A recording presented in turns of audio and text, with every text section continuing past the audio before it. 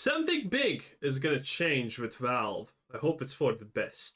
Well, the 20th of October 2024 was not just any old day in court. That's because US District Judge John H. Chun on that day dismisses an appeal from Valve. It's an appeal, though, that impacts not just a single case. No, it impacts up to tens of thousands of cases in a situation that for Valve could get extremely expensive. The upshot of this is that just 1 month later, Valve updated the Steam subscriber agreement for everyone outside of the UK, EU, Australia, New Zealand, and Quebec. And that means that, yes, it hits almost all of North America, which is their highest value per customer market. Okay. Now, the Steam subscriber agreement is important. It's the thing that you sign to have a Steam account. And in signing that Can you get to the point? document, you agree that you do not own the contents of your Steam library. That's what that does. You agree that you are licensing access to games through an account that is provided by Valve. And this change resulted in loads of you watching today's video getting a pop-up announcing the new terms. Now, on face value, there are massive wins here for the consumer. There's no more forced arbitration clause, which is amazing. There's no waiving of your right to join a class action lawsuit. Those are How the hell does that help us? Okay, there's no forced arbitration, but who the hell is gonna sue? Is anyone here planning to sue Valve? Is anyone here planning to sue a game that you're playing? I understand if you think Star Wars Outlaws, Ubisoft in general, and Bethesda need to be sued, but you know that's slightly different. really good changes, but they're actually not the full story. When you look deeper, there is so much more. Tens of thousands of cases, absolutely gargantuan amounts of money on the line, and particularly for Valve, one line that is targeted to get around that judge's ruling, and another line that, well, basically says, get on board or lose your Steam account. Do bear in mind, though, we are not lawyers. This is just our assessment of the situation. First, I've got to cover facts about the Steam subscriber agreement. This is the foundation of this entire story. The old agreement had you agree to settle any disputes via third-party. Does he even have the mask on his face? I cannot tell. I don't think he does. Had you agree to settle any disputes via third-party arbitration and waive your rights to join a class action lawsuit. Those things have been removed along with some cost and fee shifting provisions. Now, arbitration is something that big companies do because by default it's to their advantage. And the TLDR is that rather than have a long back and forth with a court and appeals processes and all of that stuff that can take years, both sides instead agree to pay for a neutral third party, often that'll be a retired judge, to look at the case, and then both sides agree that they'll just go along with whatever that arbitrator suggests. And the idea here is that it's faster, it can be a bit...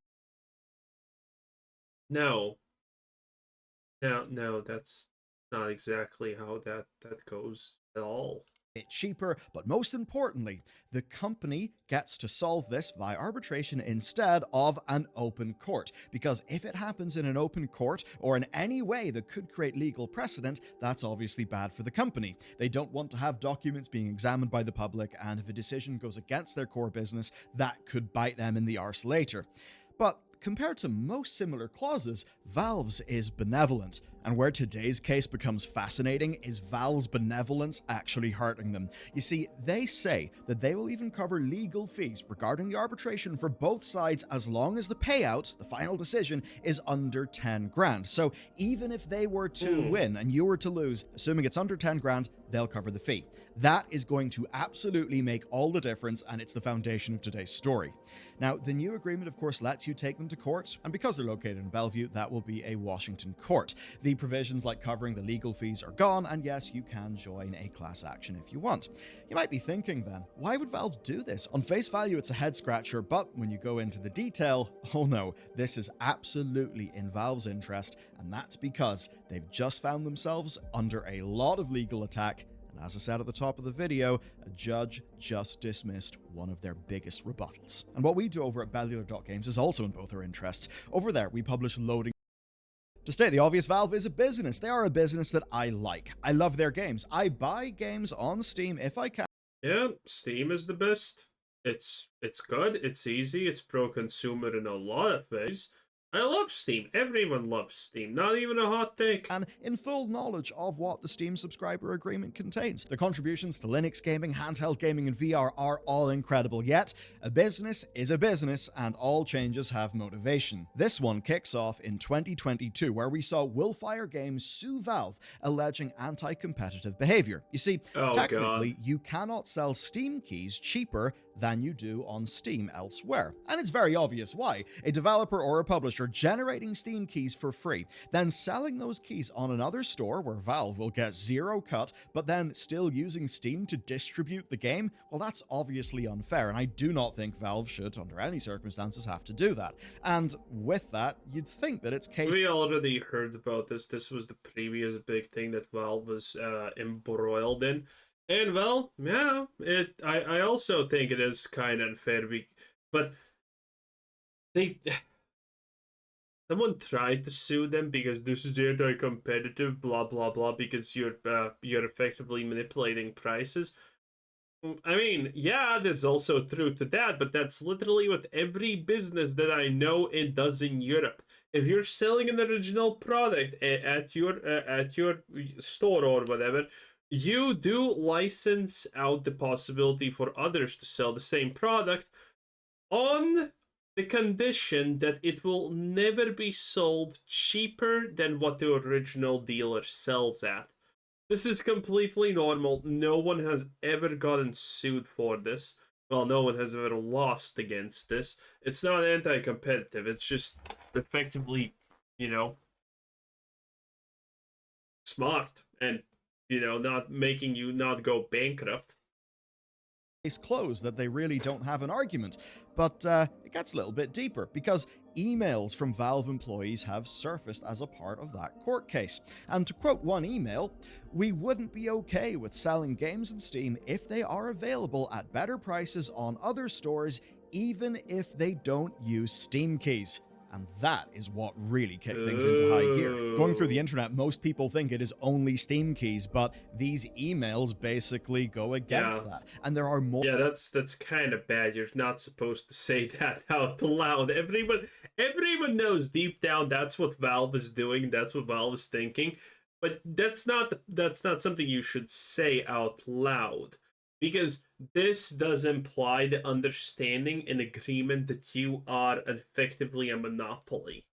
Because you can force people to do whatever the hell you want. More emails within the court case presented as evidence that back up the argument that it's not just the Steam keys. That then reinforces the anti-competition argument that essentially says that Valve is leveraging its dominant position in the market to reduce competition by enforcing price parity. And that means that, yes, you can go and sell your game elsewhere for cheaper, but if you do, Valve can just delist your game.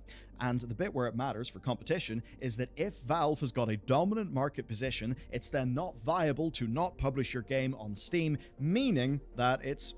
Has anyone ever... We all know that this is effectively as true as it gets, but has anyone proven that Valve is the dominant marketplace? I mean, Activision Blizzard... Microsoft literally tried to offer Valve $4 billion for what is the quintessential soul of every PC game that's getting sold ever. That is hilarious. An antitrust concern. And as much as this has got a developer and publisher framing, it of course does impact customers as well. It removes pricing as an avenue of competition, and that does mean there's less competition in price, and that means that you will pay more money for games. Because when games are on sale, they've got to be synchronized with Steam. And any other times where you see discounts, as an example on Green Man Gaming, well, those are essentially workarounds using things like store credit. So you can see that at the very least they're... Now, admittedly, Valve has a slight defense here, saying, well, yeah, obviously we don't want to sell games on a higher price on our platform than everyone else, because that's stupid. That's just gonna drain our resources, and make things worse for the consumer. That's something that they can say. And technically that's also correct. This is why these things are so annoying and so tedious, because that's a reasonable defense. Hey, we as Valve don't want to sell stuff on Steam that's higher priced than on everywhere else, because that just ruins the experience for our customers. has nothing to do with us being the dominant force in existence. Is an anti-competition argument that can be made. Now, here's where things get spicy for Valve today. That case is not over, but it's a case that did happen in public court. Anyone can read the documents, and of course, if they think there's a monopoly, then all customers are hurt. And that means that any enterprising law firm could start a class action lawsuit. But of course, a class action suit needs people, and looking at the old Steam subscriber agreement, well, those customers agreed to waive their right to join a class action suit. This is something that Valve have actually had confirmed in court. But the thing is, this is a story about video games, and as gamers, we all know about creative use of game mechanics. Remember the subscriber agreement. Forced arbitration only, but Valve will cover all legal costs for cases with a final decision under 10 grand. That means that our go-getting law firms simply realize that while they can't do a class action lawsuit, or at least they don't think they can, what they can do is launch thousands of arbitration cases. And even better, it's thousands of technically individual cases, and that means they would all be resulting in decisions under 10 grand. And so with that, Mason LLP and Zyger LLC enter the picture. Mason say that This is never gonna work. Valve is just gonna sue these companies in return. Because this is clearly trying to game the system, and considering these companies are suing them, there is absolutely no world where this works, because they can set the price. Oh yeah, this cost us less than 10 grand because we represent ourselves and put the price up for ourselves. Hell bullshit, no. That's not gonna work. This is obviously a scam. they are bringing tens of thousands of cases. Zyger say that they're bringing up to 75,000 arbitration cases against Valve. And of course, the Steam subscriber agreement says that Valve pays the fees either way. That means that providing the firms are, invoicing their time at a profit, which they will be, well, they think they don't have any risk. They're going to win. Valve was obviously not pleased about this. Valve argued that this is actually targeted extortion. And I think anybody can see their point of view. Yeah, it definitely is. Obviously not what the subscriber agreement had in mind. But think about it. If Valve were found to be breaking antitrust, that would actually impact all of their customers. And the reason why those customers cannot bring a class action lawsuit is because of Valve's own subscriber agreement that those customers had to sign. And so yes, Valve tried to have this dismissed, but obviously that failed. Judge Chun dismissed their motion without prejudice. And that is where chaos enters today's picture. That's because but they dismissed it without prejudice, which means Valve is going to try again, because that's what you do. And now, considering this situation has arisen, which is pure BS, maybe this is going to get dismissed with prejudice. Something else went down August 2024. 4 individuals decided to test a demand made in the Wolfire trial to see if an arbitrator would decide that Valve's arbitration clause in the old agreement is even enforceable. And it turns out the arbitrator said it's not enforceable. Yeah. And that means that our law firms could actually... Again, I had a feeling that this could be a thing, because these terms and agreements that people sign are bullshit. For Disney, you remember the thing that happened previously? You bought a Netflix, you bought a Disney Plus subscription 10 years ago? Well, you just wavered away your ability to sue us for anything. When the guy's wife died, remember that one? Yeah, that's just stupid. All of these terms and conditions, first of all, every single person in the world knows that no one reads them. I don't remember when I read the last terms and conditions. Okay, I kind of read them a little bit for sponsorships, but that's pretty much it. And again, in sponsorships, you don't even need to honestly read them, because they're typically not going to try to, extort you or anything like that. It's just pretty real. In any case, terms and conditions don't apply because, in a lot of cases, because companies just make the wildest fucking demands of you. Oh, you signed up for a free trial account and never used it? Well, congratulations. In 200 years, if we become a megacorp, you no longer have the ability to sue us because it's indefinite or something. These things just don't work out. They don't last. Go for a class action suit, or they could try to continue as they are. But if they do try to do that, oh boy, Valve have got a response. And their response is to go straight for the Steam library. Remember that to access Steam, you must sign the Steam subscriber agreement. That is why millions of users recently got a pop-up on Steam that was alerting them to the new deal terms. But those terms don't just apply from now onward, they actually apply retroactively. Here is the line that makes it crystal clear. You and Valve agree that all disputes and claims between you and Valve, including any dispute or claim that arose before the existence of this or any prior agreement, shall be commenced and maintained exclusively in any state or federal court located in King County, Washington. Yeah, it applies retroactively, and that means the high-level assessment here is that if somebody is in the Zyger or Mason cases, and they want to stay in the case, they need to delete their Steam account.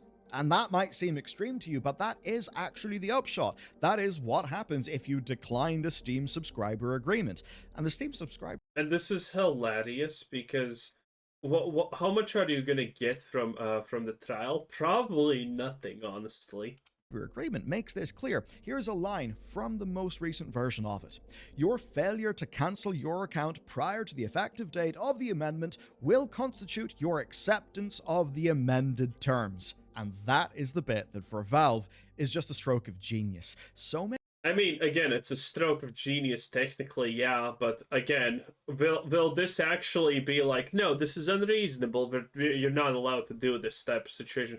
Again, all of these things are so wild and stupid and insane, is just a stroke of genius. So many people in these cases will have just continued on with their Steam account, and in doing so, they've made it impossible, at least per the letter of the subscriber agreement, to continue in those arbitration cases. And going through a story like this, I totally get why legal dramas like Suits exist. It's so spicy. That means that for Zyger, they're up to 75,000 cases. Well, that is just going to utterly evaporate. Number one, by accident, from people just continuing to use Steam, and also from people who actually did read the agreement and realized, well, I could continue this, but you know what? I've spent $2,000 in my Steam account, I'm not going to delete it. The thing is, this is not the end of this story. It's merely a development. It is a major one, but it's not the end. Effectively. The agreement lets people take a class action lawsuit. That is a distinct possibility, and it is one that is well incentivized. Oh, it's gonna be fun. Because they are going after Steam. They have recently... So many big things have recently tried to go after Steam because it's an independent entity and it's pro-consumer and doesn't push bullshit politics on you. It's a danger. In any case, that was Bill 10 out of 10. Bye!